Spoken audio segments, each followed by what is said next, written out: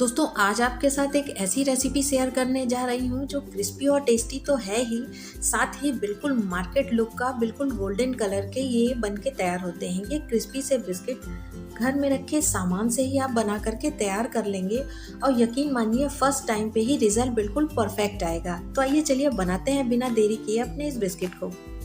तो ये देखिए, ये आधा कप चीनी ले लिया है। ये घर की चीनी है, इसे हमें ग्राइंड कर लेना है, पीस लेना है, पाउडर बना लेना है। और अगर आपके पास पीसी चीनी रखी है तो आप वो भी इसमें डाल सकते हैं। तो देखिए, चीनी पीस करके मिक्सी में ले लिया है, एक बाउल में ट्रांसफ़र कर लेंगे। इसमें मेज़रमेंट का आप खास ध्यान रखिएगा। तो चीनी 1 कप है तो इसमें आधा कप हमने घी डाला है। ये देसी घी है, अगर आप यहाँ पर चाहें तो कोकोनट ऑयल भी यूज कर सकते हैं। अब उसी में आधा कप हमने दूध डाला है। ये ना गर्म है ना ठंडा है, ये नॉर्मल रूम टेम्परेचर का दूध है। अब इन सारी चीज़ों को देखिए आपस में हमें मिला देना है, जिससे कि चीनी तो पिसी है और अच्छे से घुल जाएगी। अब इसमें यहाँ पर मैंने 2 टूटी हुई इलायची को ऐड किया है, थोड़ा सा स्वाद इससे और बढ़ेगा। अगर आप कोई और चीज़ इसमें ऐड करना चाहते हैं यहाँ पर तो आप ऐड कर सकते हैं, अगर आपको किसी चीज़ का फ्लेवर ज़्यादा अच्छा लगता है तो। और देखिए, इन सब चीज़ों को आपस में हमें मिला देना है। अब बिल्कुल मार्केट लुक का हमें बनाना है, इसलिए आज यहाँ पर मैदा ली है मैंने। और देखिए, आपने मैदा इसमें कम से कम 3 कप तो जाएगा ही। 1 कप हमने आधा कप चीनी लिया था, उसी में आधा कप घी लिया था, उस हिसाब से इसमें 3 कप के लगभग मैदा जाएगी। तो अगर आपको कम बनाना है या ज़्यादा बनाना है तो उसी हिसाब से आप मात्रा कम ज़्यादा कर सकते हैं।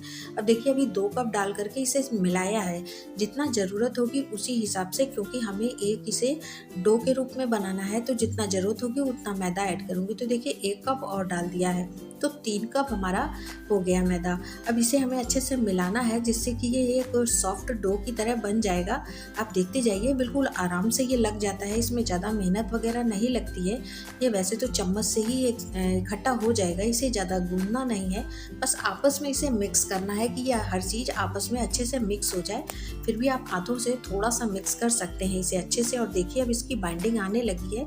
बस इसी तरीके का हमें ये डो बना करके तैयार करना है। और यहाँ पर अगर आपको लगता है कि आपका डो थोड़ा गीला है या आपको थोड़ा सॉफ्ट ज़्यादा लग रहा है तो आप यहाँ पे 1-2 चम्मच मैदा और ऐड कर सकते हैं। तो इस तरीके से देखिए हमें लगा लेना है। और ये जो चीनी मैंने डाली है बिल्कुल परफेक्ट है, परफेक्ट हल्का मीठा रहेगा। अगर आपको थोड़ा चीनी ज़्यादा मीठा पसंद है तो आप बढ़ा भी सकते हैं, बाकी इतने में बिल्कुल परफेक्ट मीठा बन के तैयार होता है। ये देखिए, इसे जो है थोड़ी देर के लिए मिला करके 5 मिनट के लिए रेस्ट करने के लिए छोड़ देते हैं। अब 5 मिनट बाद देखिए, आटा को हमने लिया है, अपने जो मैदा वाला आटा लिया है, इसे हमें गोल गोल छोटी छोटी लोइयाँ बना करके तैयार कर ली हैं।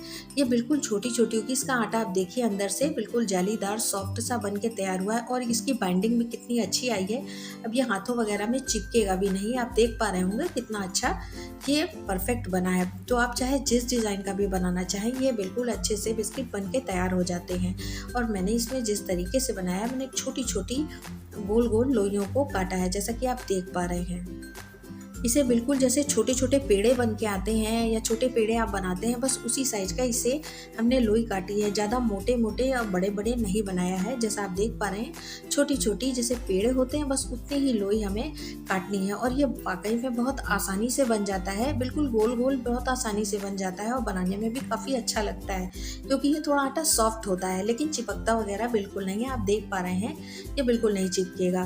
तो इसी तरीके से हमें अपने सारे जो है बॉल्स बना करके तैयार कर लेना है। पहले ही आप इसे तैयार कर लें, जिससे कि सारे जो बॉल्स हैं वो लगभग एक नाप के ही बने, कोई बड़ा या छोटा नहीं होगा।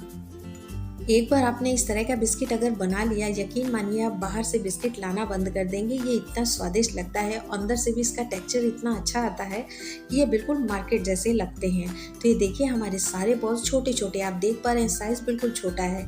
इस तरीके से बना करके हमने तैयार कर लिया है एक एक बॉल। अब इसे हमें अपना शेप देना है, तो हमें जिस तरीके का देना है वैसा दे सकते हैं, लेकिन मैंने देखिए इसको हाथों से प्रेस किया है, बस नॉर्मल सा प्रेस किया है।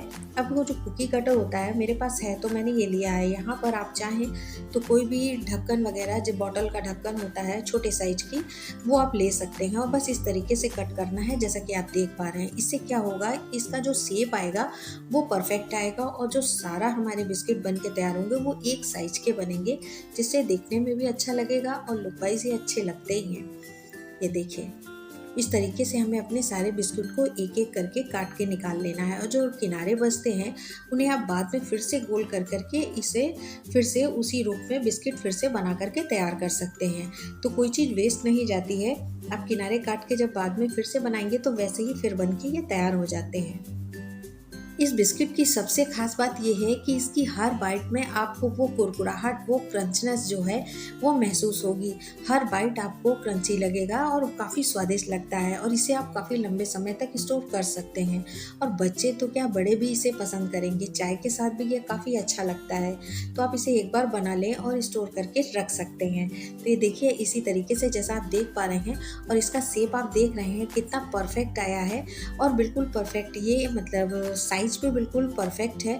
तो कोई भी छोटा ढक्कन लेके आप इस तरीके से कट करके इसे तैयार कर सकते हैं। अगर आप चाहें घर पर बना रहे हैं तो इसे यूं ही हाथ से दबा करके भी शेप दे सकते हैं, लेकिन जो हाथ देखिए एक साइज के बना हुआ है कटर की वजह से, तो कोई भी ढक्कन ले लें, कोई भी टिफ़िन का ढक्कन या कुछ भी आप ले सकते हैं।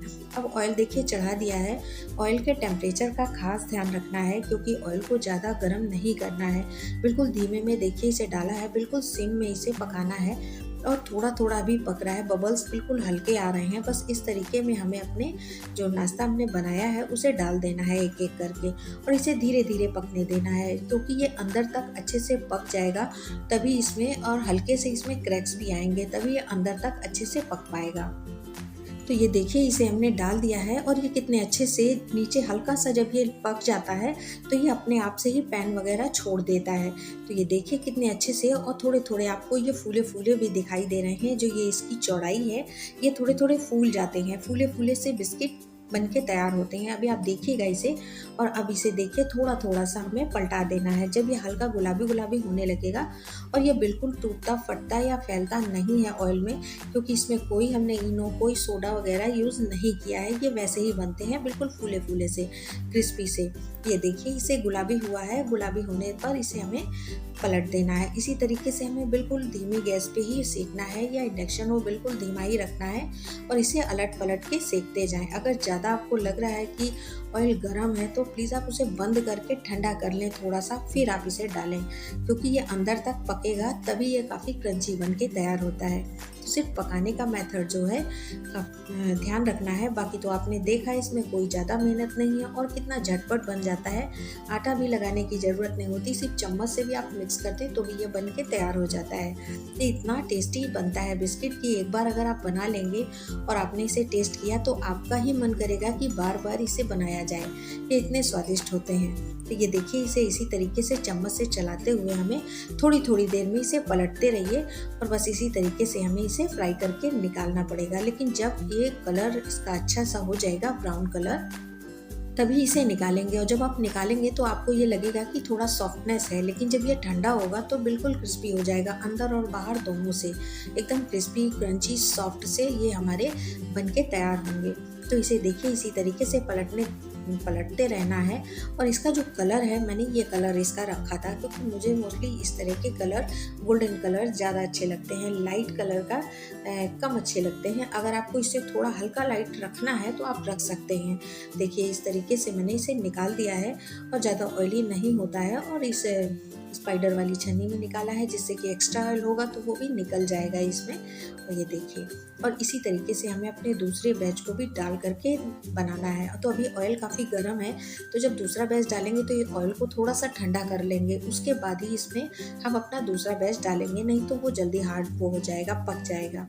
तो देखिए ऑयल को थोड़ा ठंडा कर लिया था, उसके बाद फिर से हमने इसमें अपना दूसरा बैच डाल दिया है। अभी आप देख पा रहे होंगे, अभी हल्का हल्का बबल इसमें उठ रहा है। जबकि ऑयल काफ़ी गर्म था तो उस पर हमने बंद करके इसे थोड़ी देर टेम्परेचर में आने के लिए छोड़ दिया। उसके बाद अब अपने बिस्किट को फिर से इसमें ऐड किया है, जैसा कि आप देख रहे हैं।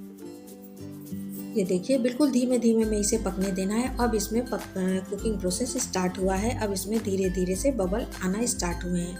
बस इसी तरीके से आपको पकाना है। बस कुछ चीज़ों का आप ध्यान रखेंगे तो आपके बिस्किट काफ़ी लंबे समय तक बने रहेंगे, क्रिस्पी और क्रंची ये बन के तैयार होंगे, और काफ़ी लंबे समय तक आप इसे स्टोर भी कर सकते हैं। ये देखिए और रेसिपी कैसी लग रही है ये कमेंट करके ज़रूर बताइएगा। और ऐसी आसान सी और हेल्दी रेसिपी अगर आपको अच्छी लगती है, बनाना पसंद है, तो प्लीज़ मेरे चैनल को सब्सक्राइब ज़रूर करिएगा, क्योंकि ऐसी आसान सी हेल्दी रेसिपी मैं हर रोज़ आपके साथ शेयर करती हूँ। ये देखिए, इसी तरीके से इसे पलटते रहना है हल्का हल्का सा। अभी ये बिल्कुल हल्का हुआ है तो इसे पकने में 7 से 8 मिनट लग जाता है एक बैच को पकने में। और वैसे इसमें काफ़ी भी ऐड कर सकते हैं आप, ये फटता वगैरह नहीं है, तो आप जितना आपकी कढ़ाई में जगह हो आप उतने इसमें ऐड करके पका सकते हैं। ये देखिए, तो ये बिल्कुल जल्दी निकल जाता है, एक ही बैच में काफ़ी ढेर सारे ये निकल के तैयार भी होते हैं। और रेसिपी आपको कैसी लगी ये कमेंट करके ज़रूर बताइएगा। और रेसिपी में कुछ भी थोड़ा पसंद आया तो प्लीज़ एक लाइक ज़रूर करिएगा, और ज़्यादा से ज़्यादा अपने फ्रेंड्स और फैमिली के साथ शेयर ज़रूर करिएगा। और सोनू जी को दिल से थैंक यू, जो मुझे बिजनौर से सपोर्ट करती हैं, आपको दिल से थैंक यू। और ये देखिए, ये बैच भी निकल गया है, अब इसे निकाल लेते हैं। और इसकी आवाज़ मैंने आपको नहीं सुनाई है क्योंकि बैकग्राउंड में कुछ म्यूज़िक चल रही थी जिससे प्रॉब्लम हो जाती। ये वाकई बहुत क्रिस्पी बने हुए थे, तोड़ के अभी आपको दिखाऊंगी। ये देखिए कितने क्रिस्पी और कितने क्रंची बने हैं, और कलर तो आप इसका देख पा रहे होंगे, और हल्के हल्के इसमें क्रैक्स भी आए हुए हैं। मतलब ये बिल्कुल अच्छे से पका हुआ है और बिल्कुल फूल के ये डबल हो जाते हैं, थोड़े थोड़े फूल भी जाते हैं। तो रेसिपी पसंद आई है तो please like share and subscribe करना नहीं भूलिएगा। और आप मेरी वीडियो कहाँ से वॉच कर रहे हैं, कहाँ से देख रहे हैं, मेरी ऑडियंस मुझे कहाँ से फुल सपोर्ट करती है, ये कमेंट करके ज़रूर बताइएगा। आप अपना नाम और अपने शहर का नाम, मैं अगले वीडियो में आपके नाम के साथ आपको थैंक यू बोलना चाहूँगी। ये देखिए, और इसी तरीके से इसे दबा करके आपको दिखाया है ये कितना क्रंची है बिल्कुल अंदर से। अभी ये बिल्कुल गर्म है, जब ये ठंडा हो जाएगा तो और भी क्रिस्पी और क्रंची हो जाएगा। तो बस इसे ठंडा करके एयर टाइट डब्बे में आपको बंद करके रख देना है। ये बिल्कुल ख़राब नहीं होता है, और ये बाहर रखना है, इसे फ्रिज वगैरह में भी रखने की ज़रूरत नहीं होती। और ये खाने में इसका कोई जवाब नहीं है, जब आप इसे ट्राई करेंगे तभी आपको पता चलेगा इसका एक्चुअल स्वाद क्या था। बाकी आप देख पा रहे होंगे, अगर एक बाइट किसी ने खाई तो यकीन मानिए वो 1-2 और खाएगा, ऐसे रुक नहीं पाएगा। तो रेसिपी पसंद आई है तो लाइक शेयर सब्सक्राइब जरूर करिएगा, और इसी तरीके से अपना प्यार और सपोर्ट बना करके रखिएगा। Thank you for watching.